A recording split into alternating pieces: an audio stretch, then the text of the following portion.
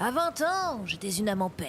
Je prenais le métro aérien la nuit sur la ligne 2 en rentrant de soirée et je regardais lascivement le reflet des lampadaires sur le canal de l'Ourcq, le cœur brisé par n'importe quel homme se prénommant Louis ou Lucas. Et pour plus d'immersion dramatique, j'écoutais sans cesse une artiste qui créait alors la bande originale parfaite pour cette époque de ma vie. Elle était tout ce que je rêvais d'être, chanteuse charismatique, franco-algérienne élevée en Californie, à l'époque où les États-Unis faisaient encore rêver et non cauchemarder. Et elle était évidemment polyglotte, stylée. J'ai essayé tant bien que mal de suivre son chemin en lui empruntant quelques détails, une manière de chanter par-ci, de 3 éléments de style vestimentaire par-là, de mélanger les langues, mais non seulement j'ai largement échoué, mais j'ai décidé de mettre tout ça derrière moi pour finir par emprunter mon propre chemin. Plus extravagant et bien plus crapulesque. C'est bizarre, les relations parasociales. Cette fille avait une place immense dans ma vie, alors qu'elle ne m'avait jamais vue auparavant. Je n'avais jamais vraiment cherché à la contacter, mais elle représentait la star à l'américaine. La musique que je rêvais de faire ainsi que tout le mystère qu'elle est avec. Et en vrai, on en a tous un ou une dans notre vie. Un artiste qui arrive à planter une petite graine dans notre cœur et qui nous influence un peu malgré nous. Et tous ceux qui me diront « Non, moi j'ai pas d'idole, moi j'ai idolâtre personne, là, c'est pas mon style », en se sentant légèrement supérieur, alors vous ne savez pas ce que vous manquez. Car quand elle est bien maîtrisée, comme dans la plupart des cas, cette sensation est vraiment exceptionnelle. En gros, j'étais fan. Et j'étais fière de l'être. Called you and told you I loved you. I loved you, ay. Called you and told you I loved you. But I don't remember. No, I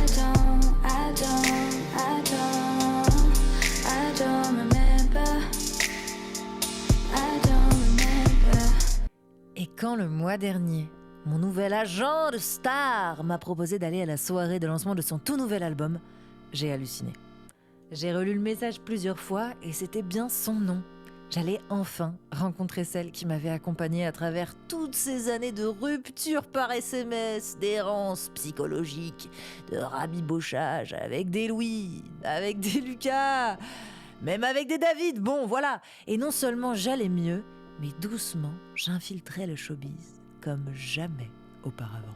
Mais pour vous raconter cette histoire, il faut que je reprenne depuis le tout début de la soirée.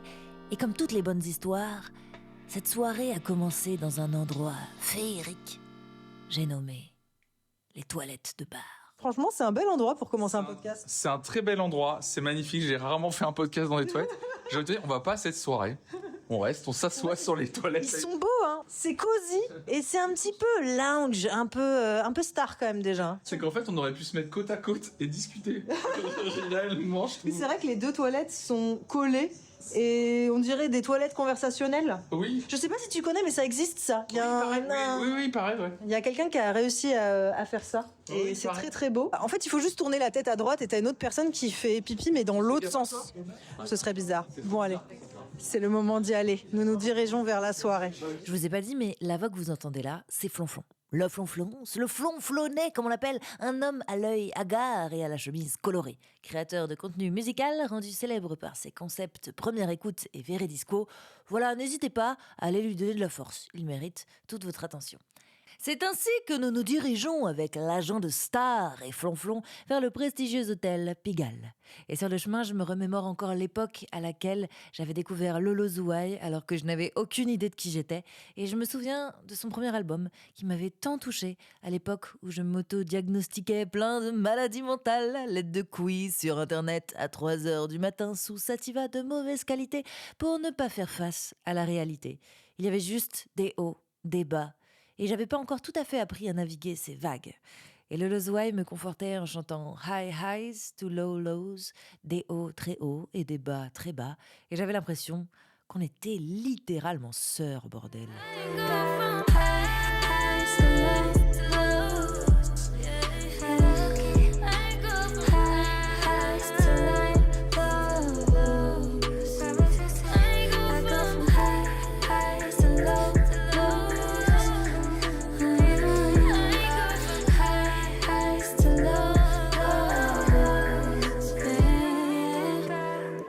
On se dirige à grands pas vers l'hôtel. C'est le Pigalle, là, c'est ça ? Ouais. Il y a déjà une petite queue, tu vois. Je vais parler dans mon téléphone comme ça, comme une folle en fait, toute la soirée. Mais bon, c'est pas grave. J'ai l'air d'une hôtesse de l'air là avec mon petit foulard, non ? Très bien. Non, c'était très bien. Ah ouais ? Bah c'est trop tard. C'est trop tard. Si je peux me permettre de vous décrire un peu ce qui se passe, déjà dans la file d'attente, il y a du look. Il y a du look. Je vois une fille en Crocs rose. Ça me plaît énormément. Vous savez que je suis une grande défenseuse des Crocs, sauf celles qui ont été éditées par Jacob Collier, qui sont absolument immondes, malgré que j'adore l'artiste. Donc ouais, il y a du petit look, il y a des barrettes en forme de clé de sol. Pourquoi pas ? Ça y est, là on est sur le pas de la porte. Il y a Max qui est en train de donner nos noms pour savoir si on peut rentrer ou pas. Il semblerait que ça soit passé. Flonflon me disait qu'il avait du mal à se détendre au travail. Genre, ça veut dire quoi quand tu fais tes vidéos ? Il a du mal à se détendre tout le temps. T'es tendu, Flonflon ? Non, en fait, c'est que dans le travail, quand j'interviewe un artiste ou quand je vais parler de musique et tout, il y a un côté de moi où c'est sérieux et en fait, la déconne, c'est pas le moment, tu vois. Alors que quand je fais des streams chill et tout, je fais des vannes constamment. Mais au bout d'un moment où quand je reçois un artiste, tu vois ce que tu fais toi, j'ai vraiment du mal. C'est son passé, il était avant à la radio et tout ça, il a juste une approche très journalistique d'une interview. Ouais, là c'est ça, j'essaie d'être plus déconneur mais j'ai trop du mal quoi. Et ben moi je pense que du coup ça s'explique avec mon parcours qui est que la première expérience que j'ai eue de radio c'était Move et qu'en gros on parlait de tout et n'importe quoi à l'antenne mais le but c'était de rigoler très fort dans le micro globalement. Et c'est que moi en fait j'ai un peu ce truc de je bosse à fond les interviews mais je les surbosse parce que je veux trouver les questions qu'on n'a jamais posées pour qu'on me réponde. En fait j'ai un peu cette obsession tu vois d'une espèce de rigueur journalistique à la con et j'ai trop du mal à m'en détacher. Vous êtes trop qualifié pour le job, j'en sais rien. En tout cas, moi je pense que... Trop vieux. Je pars du principe que j'ai pas envie de faire une bonne interview. Déjà, je leur dis c'est pas une interview. Je leur dis c'est un examen de crapulerie, nanana, je leur raconte n'importe quoi, mais je leur dis que c'est pas une interview. Et moi, mon but, c'est de les befriend, c'est que ça devienne mes amis plutôt que de faire une bonne interview. Donc j'essaye de vraiment m'adapter, de faire des vannes avec eux et de m'engouffrer dans n'importe quel sujet qui leur plairait, quoi. Ouais. Tu vois, il y a un peu ce truc comme ça de j'ai un conducteur, mais en fait, à la première occasion où je peux l'envoyer balader, je l'envoie balader. Non, mais en fait, c'est que c'est très drôle. Il y a le gars, il mixe, mais sur une table très grande, vide, et sa platine est sur le côté, et il s'enjaille à passer. Il est bon en plus, ce DJ, il est vraiment bon. Hein. Mais je voulais le regarder un petit peu en mode... En mode te dandiner devant lui, quoi. Me dandine parce que tu fais du bon taf, mais je sens bien que c'est dur, quoi, tu vois. Because I know, tu vois. Tu l'as pas fait ? Si, tu l'as fait, mais 2 secondes, quoi. Si, et en fait, c'est là où on m'a alpagué pour me dire, ah, mais tu sais, voilà. Bah oui. Bah, je vais aller le voir alors. Je vais essayer de. Bah ouais, mais quel énorme resta. Bon, alors je vais faire un petit tour. Je vais voir s'il y a des gens que je connais. C'est pas. Vas-y, fais un tour. Je viens tomber sur Camille Emily, que j'adore, mon influenceuse de musique préférée. C'est pas très. Est-ce que t'es ok avec le terme influenceuse musique ? Non, tu fais du journalisme musical aussi. En vrai, je suis les deux, je pense. Ouais. Ouais, parce qu'en même temps, quand on nous envoie des places de concert gratuites, on y va. Oh bah oui. Et là, c'est de l'influence en quelque sorte, parce qu'on met juste invitation en haut à gauche de l'écran. Voilà, je pense qu'on est un peu les deux, on est l'un et l'autre. Ah, j'adore. Bah oui, non mais c'est ça, voilà. Il faut pas être trop snob sur ces termes. Je sais qu'il y en a que ça les défrise un peu, mais bon, flonflon. Je parle de flonflon. Lolo Zouaï, tu me dis que ça fait longtemps que t'as pas écouté. Ouais, j'ai écouté. Alors moi, je fais partie des gens, je sais pas pourquoi, j'ai beaucoup plus écouté au moment de Playgirl. Donc en fait, je crois que c'est l'album que j'ai plus écouté que les autres. Ah ok, d'accord, c'est marrant. Une personne qui l'a pas écouté le plus dans son era R&B, parce que je pense que je suis arrivée dans l'industrie et j'ai commencé un peu le journalisme au moment où elle a sorti Playgirl, donc au moment où j'étais beaucoup plus au vive sur les sorties musicales. Ok, d'accord. Voilà. Et ben moi, personne m'a demandé, mais moi c'est les albums d'avant que j'ai énormément écouté. Et au moment de Playgirl, eh ben j'ai moins aimé la DA, un peu lapinou et tout machin. Et j'ai un peu snobé l'album, ce qui ne m'a pas empêché d'acheter mes places pour aller la voir, je crois à la Cigale ou au Trianon. Je me souviens, ça c'était mon deuxième date avec mon ex qui m'a gâché la vie. Et ben, non, c'est ta faute. C'était un beau spectacle. Hein. C'était trop bien. Ouais, elle avait fait des cabines et franchement, j'avais été quand même étonnamment surprise. Je chantais les anciens sons et je me suis laissée tenter par les nouveaux. Non, c'était trop cool. J'ai bien. Moi, je suis team l'album d'avant, Camille Emily est team le précédent. Et puis, on va voir ce soir ensemble le dernier album, ce que ça dit. J'espère que ça va vous plaire. Est-ce que je vous ferais pas écouter un petit extrait là tout de suite ? Bah, petit extrait, let's go. Turn you up, caffeine, chopped a little lean.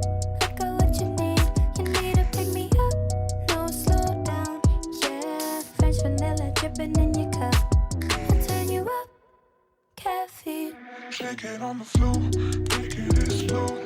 Wanna see that soda pop, pop, overflow. Shake it on the floor, make it explode. Wanna see that soda pop, pop, overflow. Camille était en train de me dire que elle aime pas forcément rencontrer les artistes parce que elle préfère la musique et elle a peur que ça l'influence trop, genre, c'est ça? Bah ouais, en fait, mon problème c'est que, genre, moi je suis attachée à l'œuvre. Et parfois il y a des musiques que j'adore, des projets que j'adore. Et en fait, si je rencontre l'artiste et que j'aime pas la personne, pas pour des trucs gravissimes, ce que je dis pour des cas de VSS et tout, c'est pas ça, ok? Là, je sépare pas l'homme de l'artiste, mais pour des cas où juste la personne a un peu des agues, je peux plus. Des agues, j'avais jamais entendu cette abréviation. J'adore, je suis au max. Non mais vraiment, il y a un truc de, je sais pas, en fait, d'un seul coup, j'écoute et je suis fâchée. J'arrête pas de repenser au fait que j'ai trouvé la personne chiante ou hautaine. Hautaine, c'est le pire parce qu'il y en a plein, hein, des gens vraiment hautains dans cette industrie. Et en fait, j'oublie pas comment la personne s'est comportée. Et du coup, je suis genre, j'ai plus envie de l'écouter. Et ça me fait plaisir. Mais du coup, ça veut dire, c'est une personne qui a été hautaine envers toi à un moment. Et donc, du coup, tu sépares l'homme de l'artiste. Et je suis en train de me poser une question, c'est est-ce qu'on a du mal à séparer l'homme de l'artiste en général parce que c'est pas à nous qu'il a fait du mal, mais en fait si les artistes ils nous font du mal à nous ou qui nous vexent nous, on a une facilité en fait à séparer l'homme de l'artiste. On dit juste c'est un homme de l'artiste. Attends, j'ai dit n'importe quoi. Je pense que ouais, je vois ce que tu veux dire, mais je pense que t'as dit à l'inverse en fait, c'est-à-dire que moi je sépare pas l'homme de l'artiste, c'est-à-dire si je trouve la personne désagréable, je ne peux plus écouter les sons. Et alors que comme tu dis, je pense que c'est genre les gens en fait genre littéralement séparent en mode mais c'est pas grave parce que comme tu dis le préjudice n'a pas été fait à eux. Ouais. Donc ils sont là en mode non mais c'est bon, et t'es en mode bah gros, si on te l'avait fait à toi, t'inquiète que là Oui voilà, c'était ça ma réflexion, c'est qu'en gros genre souvent en fait juste peut-être le sujet de séparer l'homme de l'artiste, c'est vraiment juste un manque d'empathie globale quoi, juste se dire c'est pas à nous que ça s'est passé donc ça nous regarde pas, mais en fait mais c'est comme tout finalement. Moi je me souviens au moment où tu sais il y avait Bertrand Cantat qui était au théâtre de la Colline, tu vois, tout le monde disait oh ça va, il a fait sa peine et tout. Mais en fait, quand tu te dis, ouais, mais le jour où c'est ta fille qui est morte sous les coups du gars et qu'il est tous les jours en face de chez toi en train de jouer au théâtre, mes frères, tu deviens fou en fait. C'est marrant parce que c'est un débat que j'ai beaucoup eu avec des amis. Moi, j'ai une approche relativement rédemptive par rapport au VSS, c'est-à-dire que encore heureux, à part dans des cas vraiment graves, et Bertrand Cantat fait partie de ces cas vraiment graves, je pense sincèrement, bien sûr, et heureusement que je le pense, qu'il y a des gens qui peuvent changer, évoluer au bout de plusieurs années, se remettre en question, se repentir, purger leur peine, machin, mais pas dans la vie publique. Retire-toi de la vie publique. Moi, j'estime que quand t'es une personne publique, surtout parce qu'il y a des gens qui te prennent comme exemple, tu dois incarner une forme de rigueur morale et une forme de machin. Je suis en mode, en fait, gros, va travailler dans un job, va dans un 9 to 5, va dans un petit bureau, cache-toi en fait. Genre juste, moi je te souhaite pas, si tu t'es vraiment repenti, si vraiment tu n'es plus une personne qui commet ce genre d'exactions atroces, je te souhaite de pouvoir vivre une vie normale. Si vraiment tu as purgé ta peine et si vraiment voilà, tu t'es repenti et tu as réparé au maximum ce que tu pouvais faire. Par contre, le truc de la vie publique, c'est non. Genre juste, c'est de l'indécence en fait. C'est fou quoi en fait. C'est ça la honte quoi. Comme tu dis, t'imagines, c'est horrible de te dire des gens idolâtrent une personne qui a buté quelqu'un, tu vois. Enfin, je suis en mode, c'est vraiment un niveau d'indécence. Voilà. Et ce que je dis, Quentin, moi pour moi c'est un cas tellement extrême que je suis en mode de lui, je souhaite rien, je souhaite que du mal, tu vois. Et dans des cas un peu plus chill, si tant est que ça puisse être chill, ce n'est jamais vraiment chill. Mais dans des cas où voilà, il y a eu vraiment eu le maximum qui a été fait pour réparer, je vais pas souhaiter à la personne de se tirer une balle. Juste vas-y, ne monte pas sur scène, ne sois pas artiste, c'est bon quoi. Laisse la place à des gens qui ont des valeurs. Et ça prouvera aussi que tu as vraiment envie de réparer les choses. Bah oui. C'est juste de la décence de se dire bon bah je me retire comme ça, plus personne ne me verra, donc je ferai pas du mal à tous ceux en fait à tous ceux à qui j'ai fait du mal, ils auront moins la possibilité de retomber sur moi par hasard et ça réouvrira pas des plaies encore mal refermées quoi. En fait, je suis désolée, mais si c'est l'art que t'aimes tant que ça, pourquoi tu le fais pas en tant que hobby? Il y a plein de gens qui sont fans de ça et qui n'ont pas besoin d'être sur le devant de la scène. Hein. Ouais. Il y a plein de gens genre qui adorent la musique et qui font de la musique chez eux. Oui, donc il n'y a même pas l'excuse de mais c'est toute ma vie, tu vois. Tu peux le faire dans ta chambre et être très heureux aussi. Quoi. En mode, bah, si t'aimes tant la musique, pas de souci. Fais ça dans ta chambre. Tu vois, je sais pas. Ce que t'aimes, c'est le succès, c'est le clout, tu vois. Ouais, c'est vrai. L'art que tu aimes, qui t'empêche de faire de l'art. Intègre, genre si t'es acteur ou je sais pas quoi, intègre des masterclass de théâtre, des trucs comme ça. Genre t'es pas obligé d'être connu. C'est vrai. Alors que la soirée bat son plein, je commence à ressentir une douleur vive au ventre. Aïe. Je sais que je dois interviewer Lolo dans 10 minutes et je sais pas si je somatise ou si j'ai une réelle crise d'appendicite. Mais Lola, qui travaille dans le label de Lolo, me donne un Doliprane et me sauve la vie par la même occasion. Alors merci beaucoup Lola si tu passes par là. Et alors que nous discutons, quelqu'un vient nous chercher. Il est l'heure de monter dans une chambre d'hôtel pour aller rejoindre l'une des artistes les plus chères à mon cœur. Bon, ça y est, là, on monte les marches des escaliers vers la chambre d'hôtel dans laquelle on va pouvoir l'interviewer. Et le tapis n'est pas un tapis rouge, mais un tapis léopard. Et ça, j'aime beaucoup. Oh, le joli lit. Bah écoute, Le joli lit. Ah, mais je comprends pourquoi elle a choisi cet hôtel. Il y a une vibe qui... Je fais comme si je la connaissais par cœur, j'adore. Et là, j'arrête de respirer. Elle rentre dans la pièce. Je deviens toute rouge instantanément. Et c'est pas une expression parce que j'ai une photo à l'appui qui prouve que je suis plus proche du coloris tomate cœur de bœuf que de celui d'une quelconque carnation humaine. Elle demande qui veut commencer entre Flonflon et moi. Je le regarde et il semble me dire « toi » en télépathie. Alors je me désigne. Max, l'agent de Star, lui pitch alors le principe du podcast et je perds toute confiance en moi en 3 secondes. J'ai mal au ventre. J'ai jamais fait ça de ma vie. Et je commence directement avec une artiste qui compte pour moi. J'essaie d'avoir l'air détendue, mais elle semble hyper timide. Alors, bon, c'est parti. Je me lance, même si à l'intérieur, je suis pas sereine du tout. Salut Lolo, comment ça va? Ça va et toi? Bah ça va super bien, je suis vraiment trop contente. Faut que tu saches que je suis une OG fan, Non. que je te connais depuis 9 ans. J'existe depuis 9 ans? Tu existes depuis 9 ans. J'ai été regarder tout à l'heure, j'étais assez choquée. Moi, le premier single sur lequel je suis tombée, c'est Hi Hi's to Lolos. Et je me disais, que de chemin parcouru depuis ces 8 ans. Non? Toi, tu le sens comment? En fait, je me dis, oh, je suis toujours en train de faire ça. Ouais. Et j'ai les mêmes fans en bas que j'avais au début. Tu reconnais des têtes? Mais oui, C'est vrai?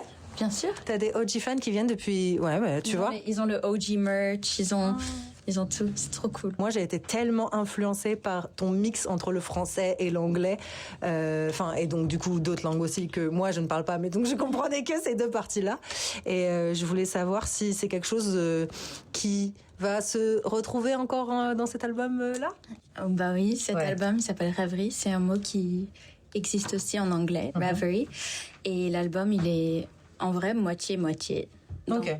c'est mon album le plus français. Oh, intéressant. Oui, c'est vrai qu'il y a fut un temps, en tout cas sur Hi Hi's to Lolos, il y avait des chansons où tout d'un coup tu faisais un peu tout en français, mais sinon c'était des petites touches ou des backs ou des petits chœurs et tout. Mais là, t'as été plus loin du coup. Là, j'ai fait un effort vraiment à écrire en français. J'ai fait un effort. Bah ouais, j'ai écrit beaucoup en français. Il y a plein de, il y a des chansons complètement en français. Ok. Il y a des chansons avec les refrains en français et des featuring en français aussi. T'écoutes quoi en ce moment d'ailleurs? Qu'est-ce qui a un peu fuel des albums, genre? L'album de James Blake, j'adore. Ok, trop bien. L'album de Rosalia, trop beau. Puis j'ai hâte de l'album de Ray, de Kehlani. Moi aussi. The Race, c'est vraiment. Elle est incroyable. D'accord. Et en français, en ce moment, t'écoutes des trucs un peu? Théodora, c'est la queen des mélodies incroyables en fait. Et même si c'est pas du tout le même style de musique, moi j'adore et j'admire. Elle est très jeune et moi j'ai même pas commencé la musique. J'ai commencé à 24 ans, je pense qu'elle a 22 ans, donc c'est cool de voir. Oui, de se dire que ça a été un chemin différent pour elle, quoi. Ouais. Bah moi, à 22 ans, j'écrivais pas des chansons comme ça. Ouais. Tu as écrit beaucoup de chansons pour d'autres personnes et c'est toujours quelque chose qui fait partie de ta vie à l'heure actuelle? Oui, même encore plus parce que j'ai envie de faire ça un peu plus. Ok. Donc j'avais déjà écrit pour Her, l'album qui a gagné le Grammy de R&B en 2019, mais j'ai écrit juste une petite partie d'une chanson, donc j'ai pas un Grammy. Mais Pour moi, tu as un Grammy. j'ai un Grammy dans mon cœur, ouais. Et j'ai écrit aussi du K-pop pour New Jeans. Et en ce moment, j'écris aussi d'autres chansons pour des groupes. Et Ok.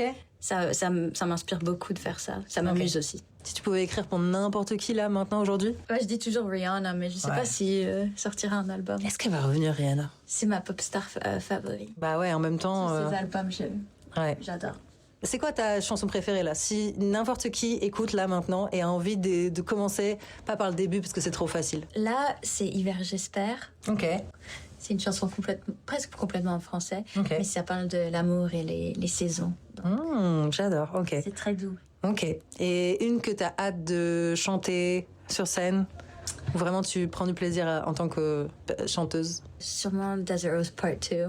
Oh, trop bien. Oh. Vraiment une grande ballade. Ok, bah oui. Bah trop bien, j'ai vraiment trop hâte d'écouter. Sache, il y aura des petites dates à Paris, j'imagine. Bah oui, on espère, on croise les doigts. Bah j'y serai, je me connais. J'étais là la dernière fois, je serai là la prochaine. Donc bon, merci beaucoup de m'avoir accordé ce temps. Et puis je te souhaite tout le meilleur pour cet album que je vais beaucoup écouter, je le sens. Merci beaucoup. Bisous, ciao ciao. Putain, ça y est, je l'ai fait. J'ai parlé à la star de ma vie sans m'évanouir. Est-ce qu'elle se souviendra de moi? Non. Est-ce que j'ai réalisé l'interview du siècle? Non plus. Est-ce que j'ai eu l'air super chill et cool devant elle? Certainement pas. Mais est-ce que je suis fière de moi? Bah, je crois bien que oui. Et ça mérite une petite écoute de ma chanson préférée, qui en plus de ça est tout à propos, vu que cette première interview de star était un sacré challenge. I need a challenge. Don't let me have it. I need a challenge. Show me your talent. Give me a challenge. I need a challenge. Don't let me have it. I need a challenge. Show me your talent. Give me a challenge. Mais Flanflan, tu es en train de twerker là. Je suis en train de twerker. Mais you got moves. J'ai entendu la musique, je twerk. Ça y est, il m'a fallu vraiment 5 minutes au contact de Lolo Zouaï pour que je reparte en franglais. Moi, c'est la maladie du caméléon, vraiment, c'est trop grave. Genre, je prends l'accent des villes où je vais. Par contre, t'as Très, très vite. l'accent anglais dès que t'as Oui. parlé à Lolo, c'était Oui, très drôle. Tu vois, je te dis. l'accent anglais quand tu lui as Ah, je t'ai dit que j'ai un truc trop bizarre. Non, j'ai pas dit c'est vrai. Non, arrête, j'ai pas dit ça. Mais les gens, de toute façon, les gens pourront le. Mais ça. Oh, you know. Et là, ouais, par contre, j'ai parlé en franglais. Ça, je sais. Mais je leur ai déjà décrit le tapis. Ils savent qu'on est chez des gens très chics ici. Mais oui, effectivement, je l'ai dit à tout le monde. Je suis un caméléon. Et c'est à la fois ma meilleure qualité et mon pire défaut. Toi, tu penses que je devrais plus chanter dans mon podcast? C'est ça que tu disais tout à l'heure. Oui, parce que j'aime bien. Bah, en fait, tu sais que moi, je suis fan de ta voix, je suis fan de tes Ça chansons. me fait plaisir. Vous êtes 4 en France, mais je suis ravie qu'il y en ait un avec moi ce soir. Je t'avais raconté cette anecdote qu'avant de te connaître, je t'avais playlisté dans ma playlist de Noël. Il y a Side Chicks depuis très longtemps. C'est trop mignon. Ouais. Ok. Ah bah je savais pas ça pour le coup. Je connaissais ta musique avant de te connaître toi. Oh, star. Ça fait plaisir. En vrai, c'est vraiment incroyable de partager un moment pareil avec un artiste parce que on sent qu'il est vraiment stressé, quoi. Est-ce que l'album va trouver son public? Est-ce qu'il va vraiment trouver sa place? En attendant de savoir, peut-être qu'elle préfère juste inviter ses plus fidèles auditorices pour se donner du courage et les voir danser sur les prochains sons, les remercier de leur force pour se donner du courage. J'ai écrit 2 fois donner du courage. Mais qui a écrit ce script? On laisse ça comme ça, j'ai plus le temps. Alors vous écoutez ça, l'album est sorti il y a 2-3 jours environ. Mais à l'heure où je vous fais cette voix off, l'album est sorti il y a quelques heures. Et le nouveau son dont elle me parlait dans l'interview, Hiver j'espère, vient de sortir. Et je suis en train de retrouver l'artiste qui parle tant à mon cœur, douce, mystérieuse et gang à la fois, avec son franglais iconique. Et bon allez, je vous mets un petit extrait pour finir de vous convaincre d'écouter l'album. C'est parti. Minuit et demi, toujours pas sorti. Un peu plus jolie dans ma jupe à plis. On est à la maison. Tout ce qui m'a dit, par que j'oublie. Les nuits d'été sont tristes, sont en eau. Les jours de pluie à deux sont en eau. J'ai compté les jours, les saisons, je fais le tour. Printemps, j'attends un coup de vent pour nous rapprocher. Été, c'est soirée sur soirée, je veux tout oublier. Automne, j'éteins le téléphone et toi t'as rappelé. Hiver, j'espère te trouver. Il y a des featuring avec Dinos, avec DC's, avec Loose and the Yakuza. Et même si c'est pas trop ce que j'écoute, elle me réconcilie un peu avec le R&B francophone. Mais ça restera toujours, à tout jamais, ma Madeleine de Proust. Bon, il se fait tard, 1h du matin, et je crois que c'est l'heure de rentrer là. Merci beaucoup à Max, le manager de Star, et Lola du label Because pour cette opportunité de fou malade. Car sans me rendre compte, je vis une scène que la Nala de l'époque aurait rêvé de vivre. On m'a même offert le taxi pour rentrer de soirée. Et j'admire toujours le reflet des lampadaires sur le canal de l'Ourcq. Et même si j'écoute encore Lolo Zouaï, aujourd'hui, je ne suis plus une âme en peine. Car je vois aussi le reflet de mon sourire dans la vitre teintée. Et je réalise que je sais enfin qui je suis. Je suis une putain de crapule du showbiz.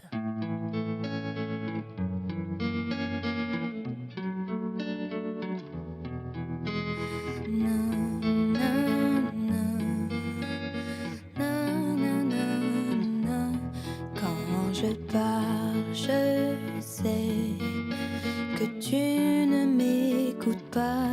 Quand je marche, tu me suis. Mais j'en ai marre de toi. L'amour, ça brûle comme une cigarette. On a perdu le feu sans l'aide d'allumette. Au revoir, bébé, c'était fun quand je dormais dans tes bras. Je pensais qu'à toi des fois. Bonne chance.